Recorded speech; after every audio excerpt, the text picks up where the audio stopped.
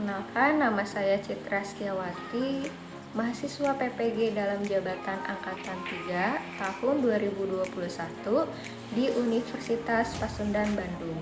Pada kesempatan kali ini, saya akan menampilkan pembelajaran secara daring berbasis sinkronus dengan menggunakan Zoom Meeting pada tanggal 18 Oktober 2021 di kelas 12 SMA Negeri 9 Bandung. Berikut videonya. Bismillahirrahmanirrahim. Assalamualaikum warahmatullahi wabarakatuh. Waalaikumsalam warahmatullahi wabarakatuh. Sehat semua? Sehat, Bu. Alhamdulillah sehat, Bu. Alhamdulillah kalau sehat. Kita cek daftar hadir dulu ya.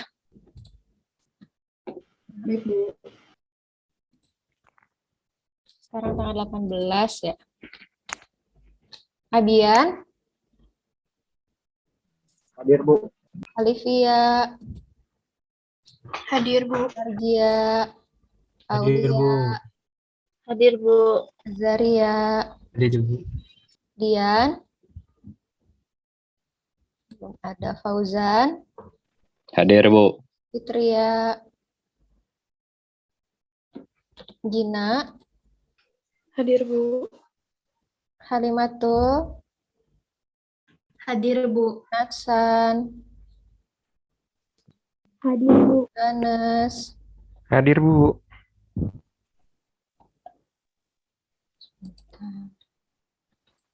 Mahdi, Keisha, Hadir, Bu. Maritza, Hadir, Bu. M. Nurmugi, M. Akmal, M. Alisra, M. Farid, M. Hilmi, Bu, aku ada, Bu, tadi, Bu. iya udah, Akmal, Ya, Bu, maaf nge-like, Bu. iya, M. Hilmi, M. Raffi,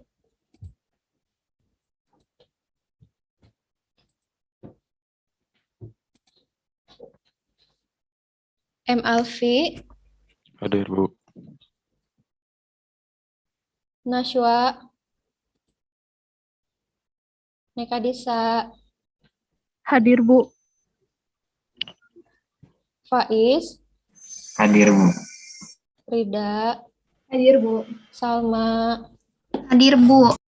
Sani, Hadir. Stefanus, Hadir, Bu. Wulan, Hadir, Bu. ya Zeras, izin ya, Yohana, tidak, Zevanya, tidak ada. Baik. Sebelum memulai pembelajaran, mari kita berdoa dulu menurut kepercayaan masing-masing. Berdoa dipersilakan. Berdoa dicukupkan. Nah, izin share screen dulu, berbagi layar ya. Nah, hari ini kita akan belajar mengenai novel. Ini KD baru ya. Tampilannya sudah terlihat? Ada, Sudah, Bu. Bu. Sudah, Sudah, Bu. Bu. Nah, sudah. Nah, kita cek dulu nih kerapihannya. Yang memakai baju seragam dirapikan dulu nih. Dikancingkan ya, jangan lupa. Rambutnya juga harus dirapikan. Kalau ada yang masih panjang, meskipun PJJ, harus tetap rapi. Nanti dirapikan dulu, dipotong kalau memang masih panjang. Terus kalau rambutnya berwarna, itu harus dihitamkan ya, dirapihkan. Jangan sampai berwarna kalau nanti PTM. Nah, kita menyanyikan dulu lagu nasional Garuda Pancasila. Kita saksikan ya.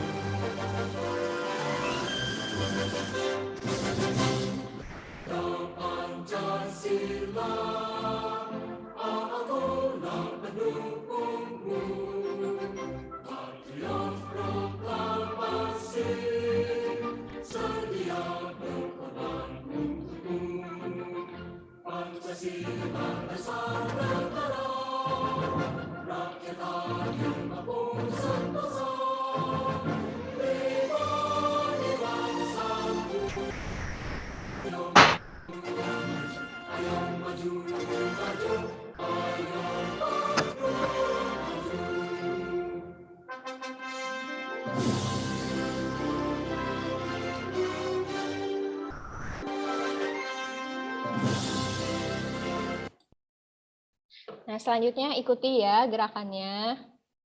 Kita speaking dulu.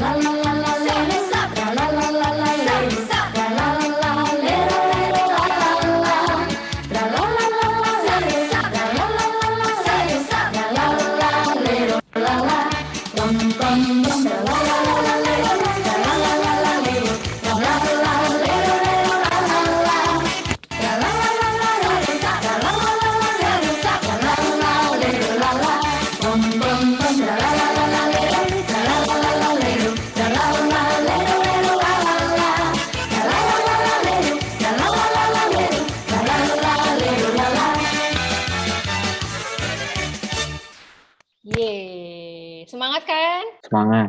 Yeay. Selanjutnya nih kita persepsi dulu. Pembelajaran sebelumnya mengenai teks apa sih? Sebelum masuk ke teks novel ini? Teks editorial bukan, Bu? Iya, Sani betul. Teks editorial. Jadi antara teks editorial dengan teks novel ini pasti berbeda karena teks editorial itu masuknya ke dalam jenis teks non-fiksi. Nah, kalau novel masuknya ke jenis teks fiksi. Tuh. Nah, untuk hari ini kita akan belajar mengenai isi dan kebahasan novel. Jadi nanti kalian harus bisa menganalisis nih isi dan kebahasan dari novel itu apa saja. Nah, tujuan hari ini, kalian yang pertama itu akan menemukan 5 unsur pembangun novel. Yang pertama itu ada tokoh, latar, alur, amanat, dan tema. Sebenarnya lebih dari 5 ya, tapi karena pembelajarannya ini PJJ dan memerlukan waktu yang banyak, kalau lebih dari 5, jadi kita khususkan di 5 unsur pembangun novel. Nah, selanjutnya kalian akan mengidentifikasi 2 jenis kebahasaan. Ada majas metafora dan majas personifikasi. Nah, yang ketiga, menganalisis nih penyebab konfliknya apa. Karena kan di setiap teks novel itu pasti ada konfliknya kan, ada masalahnya. Nah, nanti kalian harus bisa menganalisis penyebab dari konfliknya itu apa. Nah, yang terakhir itu kalian akan menganalisis ketepatan penggunaan 2 jenis kebahasaan. Jadi di teks tersebut nanti majas metafora dan personifikasinya ada tidak? Atau tepat apa tidak penggunaannya? Seperti itu. Nah, langkah pembelajarannya, yang pertama nanti Ibu akan memberikan sebuah teks sebagai rangsangan supaya kalian bisa memusatkan perhatian pada teks tersebut. Nah, nanti kalian akan mengidentifikasi masalahnya. Di teks itu ada apa saja? Apakah ada unsur pembangunnya atau ada unsur kebahasaannya? Nah, yang ketiga nanti kalian akan mengumpulkan data dan mengolah data. Ya, mengerjakan LKPD. Nah, nanti yang terakhirnya pembuktian. Nanti kalian akan presentasi mengenai jawaban atau latihan LKPD yang sudah dikerjakan. Nah, sekarang kita tes awal dulu menggunakan quizzes. Ayo, siapkan dulu quizzesnya. Kalau memang jaringannya tidak memungkinkan, kalian bisa keluar dulu dari Zoom, nanti masuk ke Quizzes, ya. Nah, untuk yang tes awalnya itu, sebentar, izin berbagi layar. Nah, ini kodenya 383268. Silakan bergabung.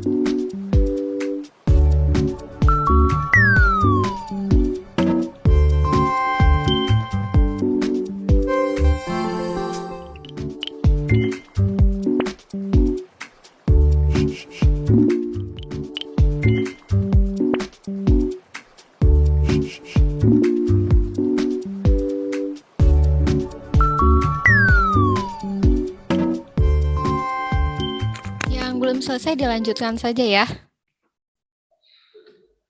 Nah, sekarang kalian amati dulu teks gadis pantai yang sudah Ibu bagikan di classroom ya, di bahan ajarnya. Coba dibaca dulu teksnya. Teks gadis pantai. Tampilannya sudah terlihat? Sudah, Bu. Nah, di dalam teks gadis pantai ini sudah ada unsur bahasanya ya. Coba, apakah benar unsur bahasanya?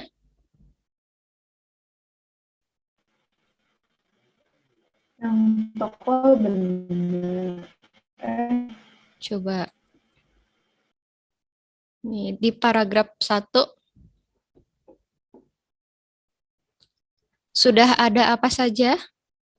Ada latar waktu, Ada latar waktu, iya, ada dan tokoh, Tokoh. tokoh ada. Terus? dan ada majas. Iya, ada majas. Jadi, di teks ini sudah ada unsur kebahasaannya, sudah ada unsur pembangunnya. Nah, kalau yang ini, waktu subuh datang. Waktu subuh datang itu masuk ke unsur apa? Latar, latar waktu. Iya, latar waktu. Waktu subuh, berarti sudah masuk ke latar waktu. Terus, dengar bunyi burung hantu mendesis dan berseteru. Latar suasana. latar suasana. Iya, latar suasana. Jadi suasananya itu suara bunyi burung hantu. Berarti kan malam-malam ya suasananya dan mendesis dan berseteru. Pasti suasana sangat apa? Kalau malam-malam? Hampir seperti menakutkan ya. Nah, terus di atas bubungan. Ada yang tahu bubungan itu apa? Tahu, Bu. Bukit mungkin, Bu. Bubungan itu atap rumah. Kan Oh. biasanya atap rumah tuh bentuknya segitiga. Nah, bubungan itu yang bagian ininya, atasnya, bagian atasnya. Nah, itu namanya bubungan. Gitu. Nah, terus ada bendoro. Bendoro ini apa? Tokoh. Tokohnya. Nah, yang ini seperti ada gong yang dipukul bertalu-talu. Apa? Masuk ke unsur? Majas. Iya, unsur kebahasaan majas ya. Majas masuk ke unsur kebahasaan majasnya, majas personifikasi. Nah, kita bahas dulu untuk materinya. Nah, unsur pembangunnya itu kita kan sudah sepakat ya akan membahas 5 unsur pembangun. Yang pertama itu adalah tokoh. Tokoh itu apa? Si pelaku dalam cerita. Iya, pelaku dari cerita. Dan di dalam novel itu tokohnya tidak bisa satu, harus ada banyak. Beda dengan cerpen-cerpen itu minimal ada 2. Tapi kalau novel itu pasti lebih banyak dari cerpen. Nah, tokoh juga ada terbagi kan berjenis-jenis gitu. Macamnya itu ada banyak. Ada antagonis, ada protagonis, tritagonis, terus tokoh utama, tokoh pembantu, itu juga masuk ke jenis-jenis tokoh. Selanjutnya latar. Latar itu apa? Setting atau gambaran cerita. Iya, gambaran cerita atau setting. Latar itu terbagi menjadi berapa? 3. Ada 3. Yang pertama latar, tempat, terus latar, Waktu. waktu, dan latar Suasana. suasana. Nah, kalau alur itu adalah, coba ada yang tahu alur itu apa? Urutan kejadiannya peristiwa. Iya, urutan peristiwa. Jadi kan kalau cerita itu pasti kan ada urutannya. Dari pengenalan sampai akhir, itu pasti ada urutannya. Jenis alur maju dan alur mundur. Terus ada juga yang campuran. Nah, yang keempat itu amanat. Amanat itu apa? Pesan yang disampaikan oleh penulis. Ya. Pesan yang disampaikan oleh seorang penulis. Jadi kan di dalam sebuah novel itu atau sebuah cerita pasti memiliki nilai-nilai kehidupan yang sangat bermanfaat untuk kalian. Dan biasanya amanatnya itu menunjukkan kalau kita itu harus berbuat baik, harus selalu berbuat baik kepada orang. Nah, yang terakhir itu ada tema. Tema itu apa? Dasar ceritanya, Bu. Iya, dasar ceritanya. Si cerita itu membahas tentang apa sih? Nah, itu adalah tema. Tuh, selanjutnya unsur kebahasaan. Ada majas metafora dan majas personifikasi. Kalau majas metafora apa? Majas yang apa? Kalau panjang tangan nih. Panjang tangan itu artinya apa? Suka mencuri. Suka mencuri. Nah, itu masuk ke majas metafora. Terus meja hijau. Meja hijau apa? Pengadilan. Pengadilan. Jadi kalau majas metafora itu seperti membandingkan sebuah benda tapi bukan gitu. Jadi kalau majas metafora itu, misalnya tadi meja hijau, bukan makna sebenarnya itu kan meja yang berwarna hijau. Tapi kalau di majas metafora itu memiliki arti yang berbeda. Arti yang berbedanya itu adalah pengadilan. Jadi kalau majas metafora seperti itu contohnya. Nah, beda lagi dengan majas personifikasi. Kalau majas personifikasi apa? Memberikan sifat-sifat manusia pada benda mati. Nah, memberikan sifat manusia kepada benda mati. Contohnya ada yang bisa? Ombak berlarian. Iya, ombak berlarian. Biasanya yang berlari itu siapa? Manusia. Makhluk. Manusia kan? Bisa makhluk hidup kan? Ada hewan juga bisa kan berlari, manusia juga bisa berlari. Nah, tapi kan ini karena ombak itu adalah benda, kata benda. Berarti karena tadi sifatnya berlari untuk manusia, tapi digambarkan kepada ombak. Nah, itu majas personifikasi. Coba untuk materinya ada yang ditanyakan? Tidak, itu sudah cukup jelas. Nah, ini sudah ya tadi. Nah, ini seperti ada gong yang ditampar. Biasanya yang ditampar itu siapa? Manusia. Manusia kan. Nah, yang ditampar itu biasanya manusia, tapi ini digambarkan kepada si gong. Gong itu kan benda, alat musik. Ya.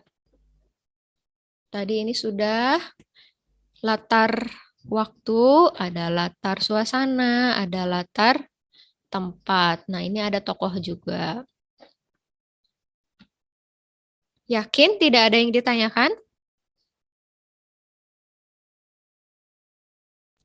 Nggak ada, Bu. Ibu. Tidak ada. Kalau tidak ada, silakan berkelompok. Kalian bisa keluar dari Zoom ini dan masuk ke breakout room-nya masing-masing. Silakan. Baik, Bu. Terima kasih. Sama-sama.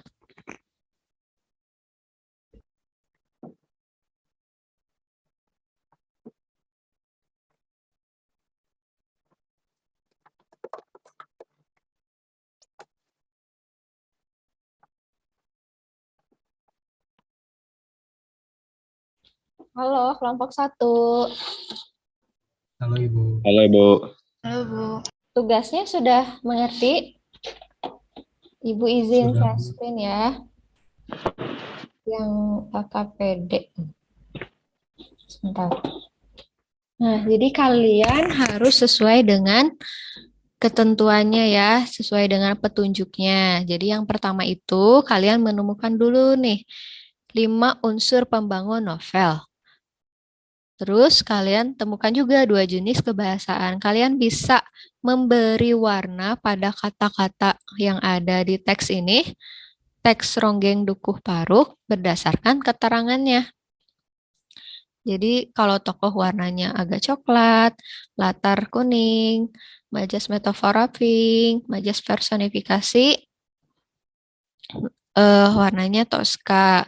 Nah, selanjutnya untuk unsur yang lain,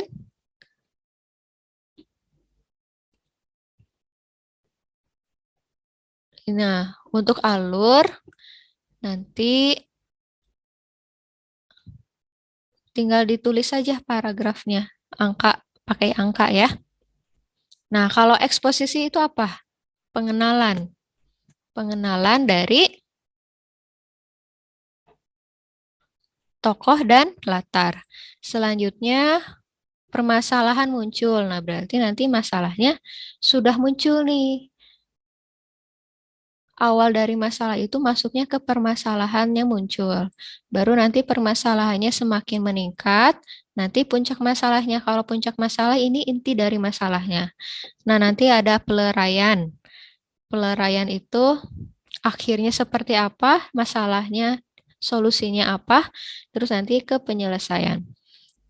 Terus ini ada amanat, tinggal ditulis saja amanatnya apa, temanya juga apa. Nah, nanti analisis nih penyebab konfliknya apa, kan tadi sudah diketahui puncak konfliknya apa, nah nanti penyebabnya apa. Tinggal ditulis saja di sini. Nah, kalau yang nomor 4 nanti analisis nih penggunaan kebahasaannya, kan tadi kebahasaannya itu sudah ditemukan. Nah, kalian tinggal tulis di sini, nanti apakah penggunaan kata atau kalimatnya sudah betul, apakah maknanya cocok dengan kalimatnya. Kalau betul, tinggal di checklist. Kalau salah, tinggal di checklist. Jadi tinggal dipilih saja. Itu tugas untuk hari ini. Ada yang ditanyakan? Sudah cukup jelas, Bu. Cukup, Bu. Kalau sudah cukup, terima kasih. Ibu izin pamit ke kelompok 2 ya.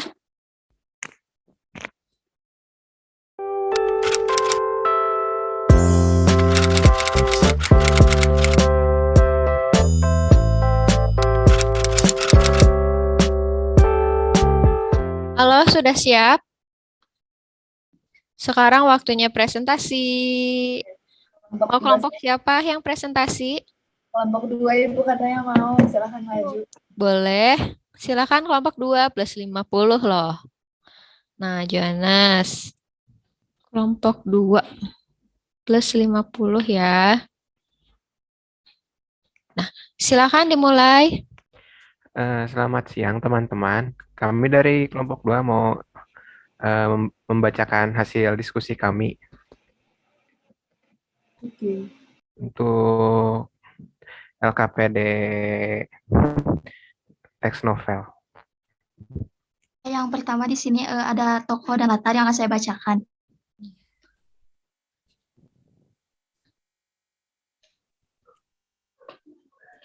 Untuk tokoh di sini ada sepasang burung bangau, burung pipit, alap-alap, pipit, anak-anak. Di sini ada anak gembala, burung bangau, Ki Secemenggala, anak laki-laki, Rasus,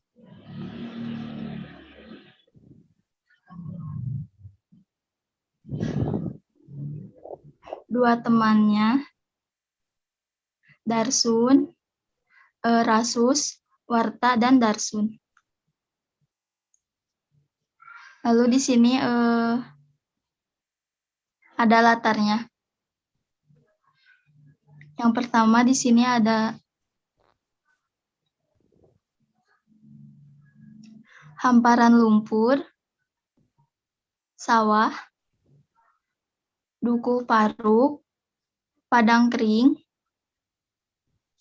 lalu pedukuhan, udara panas, lalu rumah.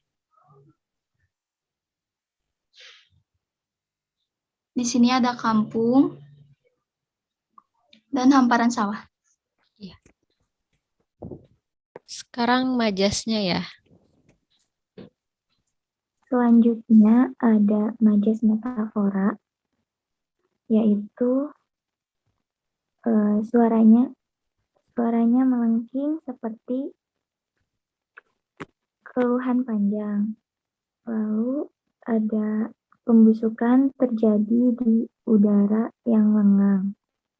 Lalu ada di dukuh paruk inilah akhirnya Ki Secemenggala menitipkan darah dagingnya. Lalu ada pelita-pelita kecil dinyalakan detik kelap-kelip di kejauhan pembuktian di dukuh paruk yang sunyi ada kehidupan manusia. Yang selanjutnya ada majas personifikasi, yaitu ada dia terbang bagai batu lepas dari ketapel sambil menjerit sejadi-jadinya. Lalu ada pohon dadak memilih cara. Terus ada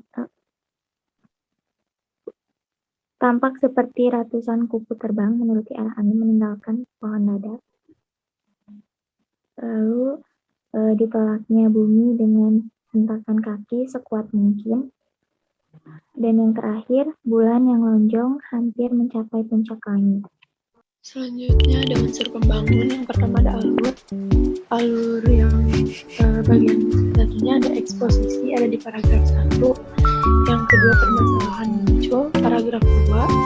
Yang ketiga permasalahan semakin meningkat, ada di paragraf ketiga. Lalu puncak permasalahannya ada di paragraf ke-10, peluraiannya ada di paragraf 17, dan penyelesaiannya di paragraf 21. Selanjutnya ada amanat. Amanatnya itu jangan pantang menyerah dalam menghadapi sesuatu dan berusahalah, karena berusaha tidak akan pernah mengkhianati hasil. Dan tema dari teks di atas yaitu musim kemarau yang panjang di dukuh paruk. Terus yang ketiga, penyebab konflik yang terdapat dalam kutipan novel, yaitu penyebabnya ada pada cuaca yang panas di musim kemarau, sehingga menyulitkan para hewan mencari makan dan minum. Dan penyebab yang lain ada pada 3 orang anak laki-laki yang kesulitan mencabut singkong. Terus ini analisis majas metafora sama majas personifikasinya. Yang pertama ada metafora. Kalimatnya di dukuh paruk inilah akhirnya Ki Secemenggala menitipkan darah dagingnya. Itu benar. Terus yang kedua, suaranya melengking seperti keluhan panjang, itu juga benar. Terus yang majas personifikasi yang pertama, dia terbang bagai batu lepas dari ketapel sambil menjerit sejadi-jadinya, itu benar. Terus yang kedua, tampak seperti ratusan kupu terbang menuruti arah angin meninggalkan pohon dadap, itu juga benar. Sudah, Bu? Tepuk tangannya mana? Meni sepi. Keren banget. Hebat. Bisa selesai. Tadi sudah betul ya, nanti Ibu periksa lagi. Nah, sebelumnya ada yang ditanyakan dulu? Gak ada, Bu. Kalau tidak ada, kita masuk ke tes akhir ya. Seperti biasa, kita menggunakan quizzes lagi. Silakan. Ibu izin berbagi layar. tes akhir ya.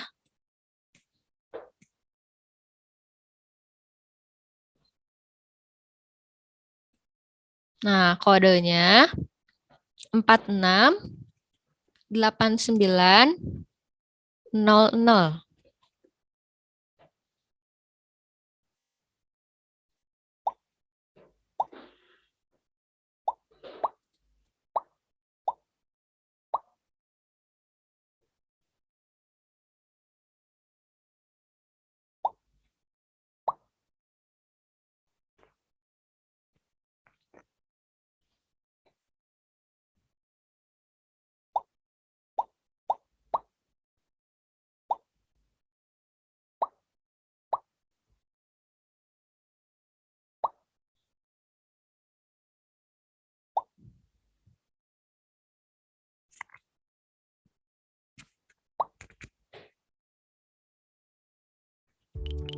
Kita mulai ya.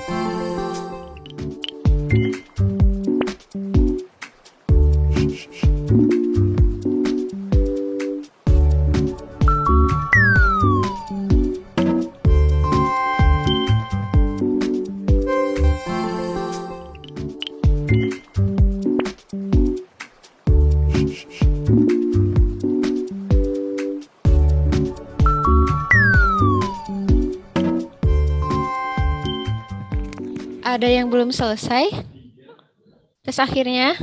Sudah, Bu. Ya, kalau sudah, tadi presentasi sudah ya, kelompok berapa? Kelompok 2 plus 50 ya. Yeay. Selamat untuk kelompok 2 mendapatkan nilai poin plus 50.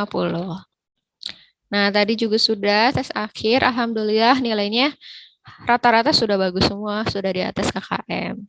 Selamat untuk kalian. Nah, sekarang kita refleksi ya.